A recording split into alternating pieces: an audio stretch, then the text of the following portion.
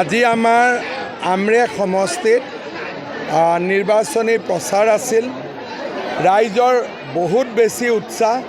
Doctor হাবে তেৰণ আমৰিখ সমষ্টিৰ পৰা বিপুল ভোটত বিজয়ী হ'ব, মোৰ কোনো সন্দেহ নাই।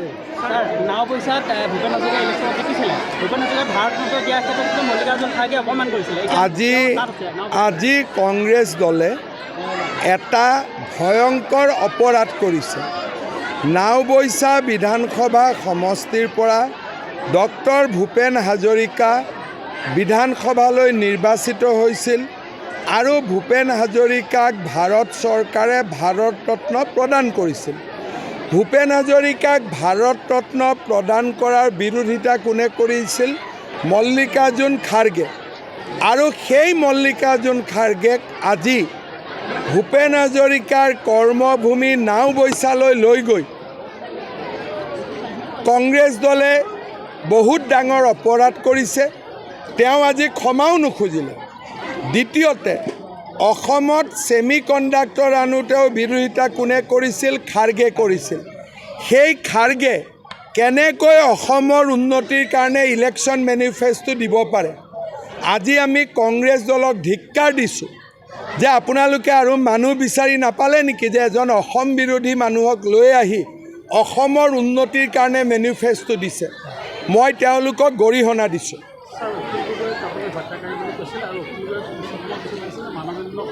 চাওক, অখিল গগৈয়ে চবকে হত্যাকাৰী সজাব। তেওঁক যোনেই কিবা ক'ব তাক ক'ব আপুনি হত্যাকাৰী, আপুনি হত্যাকাৰী, আপুনি হত্যাকাৰী। যিজনে নিজে হত্যা কৰিছে তেওঁ বেলেগক হত্যাকাৰী ক'ব পাৰে নেকি? তেওঁ প্ৰণৱ বড়ো শ্বহীদ কেনেকৈ হ'ল? তেওঁ নিজৰ গাত কিয় কেৰাচিন নাঢালিলে? কেৰাচিন ঢালিলে কোনে? আগতে অখিল গগৈয়ে নিজৰ গাত ঢালিব লাগিছিল নে প্ৰণৱ বড়োৰ গাত ঢালিব লাগিছিল? প্ৰণৱ বড়োৰ হৈ বিধানসভাত তেওঁ এবাৰো এটা কথা কৈছিলে নেকি? আজি যে 5 বছৰ এছেম্বলি হ'ল, প্ৰণৱ বড়োৰ নামটো অখিল গগৈয়ে কৈছে নেকি? আজি হিমন্ত বিশ্ব শৰ্মাই কওঁতে এতিয়া শ্বহীদ বুলি ক'লে। ইমান দিন কিয় কোৱা নাছিলে? প্ৰণৱ বড়োক কেৰাচিন তেল ঢালিবৰ কাৰণে কোনে আগদিনা ৰাতিৰ পৰা বুদ্ধি দিছিলে? অখিল গগৈ লাজ নালাগে? নিজৰ গাত কিয় কেৰাচিন নাঢালিলে? এজন বড়ো ল'ৰাক কেৰাচিন ঢলোৱাই যে মৰুৱালে, নিজৰ গাত কিয় কেৰাচিন নাঢালিলে? এতিয়া কোনোবাই যদি তেওঁক গৈ কয়, ক'ব ই 2টা মাৰিছে, ই 10টা মাৰিছে। আৰে তুমি কিমান কৰিছা? তোমাৰ পাপৰ হিচাপ তুমি দিয়া। তোমাৰ পাপৰ হিচাপ আজি তুমি দিব লাগিব। কিমান ল'ৰা ছোৱালীক আৰু কি কি কুকৃতি আছে মই পিছত ক'ম। অসমখনক জ্বলাই ৰাখিলে। অসমৰ ল'ৰা ছোৱালীক টায়াৰ জ্বলাব শিকিলে। অসমৰ ল'ৰা ছোৱালীক ৰেল লাইন উৰুৱাব শিকিলে।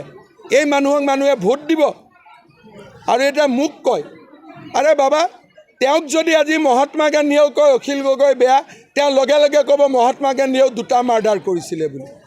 তেওঁ কোনে কাক মাৰ্ডাৰ কৰিছিল তেওঁ চিত্ৰগুপ্ত। তেওঁ হিচাপটো ৰাখি থাকে। তেওঁ লাজ নালাগে? কুশল দুৱাৰীৰ লগত ইলেকশ্যন খেলিছে, ক'ব লাগে যে মই ইমান ৰাস্তা বনালোঁ, মই ইমান দলং বনালোঁ। মানুহক কয় ৰংঘৰ হিমন্ত বিশ্ব শৰ্মাই কৰিছে, নৰেন্দ্ৰ মোদীয়ে কৰিছে। তাত অখিল গগৈৰ এটা বিন্দু কণ্ট্ৰিবিউশ্যন নাই। অখিল গগৈ লাজ নালাগে? কোনোবা কেণ্ডিডেটক গালি পাৰিছে। আজি হিতেন গোস্বামী ইলেকশ্যন উঠিছে গৌৰৱ গগৈৰ বিৰুদ্ধে, এটা শব্দ কৈছে? গৌৰৱ গগৈ ইলেকশ্যন উঠিছে, হিতেন গোস্বামী এটা বেয়া কথা কৈছে। আজি মোৰ এগেইনষ্টত কংগ্ৰেছ উঠিছে, মই বেয়া কথা কৈছোঁ। আজি অখিল গগৈয়ে তেওঁৰ এগেইনষ্টত যোনে উঠে কয় 20টা মাৰ্ডাৰ, 26টা মাৰ্ডাৰ। তই কি ঘটিটো কৰি আছিলি? এছেম্বলিত কিয় নুঠোৱালি? এইটো প্ৰশ্ন কিয় এছেম্বলিত নুঠোৱালি যে অমুক মাৰ্ডাৰ কৰিছিলে, শাস্তি কিয় নহ'ল বুলি আজিলৈকে এছেম্বলিত 5 বছৰত কিয় নকৰিলি? তাৰমানে শিৱসাগৰত যদি ইলেকশ্যন নুঠে তেতিয়া কুশল দুৱাৰীৰ লগত মোৰ দুশ্মনী নাই, কিন্তু শিৱসাগৰত ইলেকশ্যন উঠিলে কুশল দুৱাৰী হত্যাকাৰী। কুশল দুৱাৰী আগত MLA হোৱা নাই? ডিমত দুমাৰ MLA হোৱা নাই? ডিমৰ মানুহে তেওঁক কিয় ভোট দিলে? আজি মোৰ লাজ লাগিছে অখিল গগৈৰ কাৰণে। এতিয়া মোক পাতে আকৌ মাৰ্ডাৰাৰ। আপোনাকো ক'ব, আপুনি যদি কয় অখিল গগৈ বেয়া, আপোনাকো ক'ব আপুনিও 2টা মাৰ্ডাৰ কৰিছে। তেওঁ কি মাৰ্ডাৰৰ হিচাপ ৰখা চিত্ৰগুপ্ত নেকি? তেওঁক জমে সেইটো কাৰণে এপইণ্টমেণ্ট কৰি থৈ দিছে নেকি যে কোনে ক'ত মাৰ্ডাৰ কৰিছে তাৰ হিচাপ তেওঁ ৰাখিব? অখিল গগৈ কি অসমৰ মাৰ্ডাৰৰ এনচাইক্লোপিডিয়া নেকি? আৰে এইবিলাক কথা মোক কৈ লাভ নাই। আমি ইলেকশ্যনত জিকিবৰ কাৰণে বেলেগৰ গাত বোকা নছটিয়াওঁ। আমাৰ ইমান দম আছে ইলেকশ্যন জিকাৰ কাৰণে। স্যাৰ, গৃহমন্ত্ৰী দেখিবলৈ গৈছে দুদিনকৈ অসমত নিৰ্বাচন চলাইছে, প্ৰধানমন্ত্ৰী অহা প্লেনিং আছে, কেতিয়া আহিব প্ৰধানমন্ত্ৰী ডাঙৰীয়া 1 তাৰিখে আহিব, 6 তাৰিখে আহিব, 2 দিন আহিব। হ'ব অট'নমাছ ষ্টেট হ'ব লাগে আকৌ, মইতো পূৰা ছাপৰ্টত আছোঁ। হ'ব আৰু তুলিয়ামৰ দিনতে হৈ যাব এইবিলাক চব কাম।